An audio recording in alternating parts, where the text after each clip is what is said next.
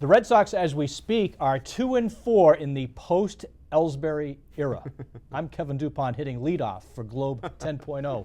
Here with Adam Kaufman. And Adam, does that put me in the two-hole? You're in the two-hole, brother, and I'm going to read some numbers here to accentuate our point about the top spot in the Red Sox order. Last year, in the leadoff spot, and of course that was mostly Mr. Ellsbury.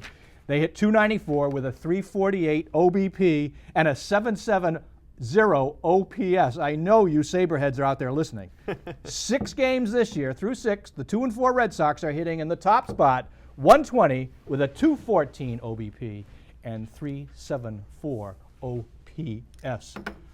Adam. It hasn't been pretty. I was going to say, what do these numbers all mean? But I think we know what the numbers mean. They're bad, in a They're word. bad. They're not getting it done.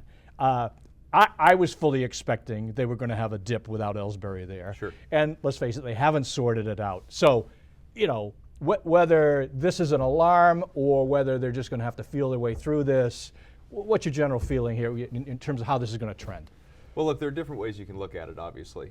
It's a disaster! It hasn't been good, but all throughout spring training, what did we hear about the leadoff position? It's going to be a platoon with Daniel Nava and Shane Victorino. Neither of those two guys has had an opportunity to bat in the leadoff spot to this point. Well, Nava's had an opportunity, but he hasn't been there. Victorino has been on the DL, so he has obviously not had a look.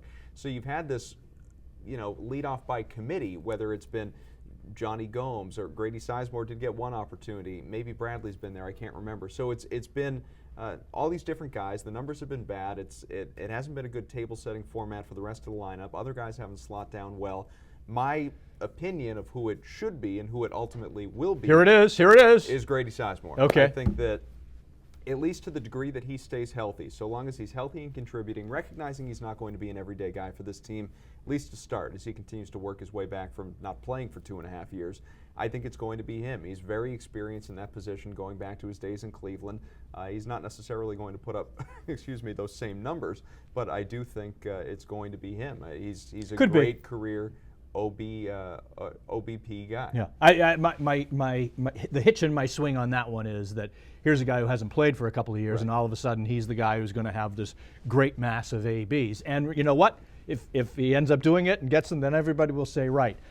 I'll say one thing: you got to have an intelligent hitter, a patient hitter, a guy who can get on. You know, we know what the role is. To me, why not Bogarts? Maybe not today, but maybe eventually, like maybe in a month. That, you know, that he gets enough kind of dirt under his feet here, feels the position, it's Bogarts, and they go ahead. What we know right now is after 6 games here in Panic City, it ain't going so great. The Red Sox still have to figure out numero uno.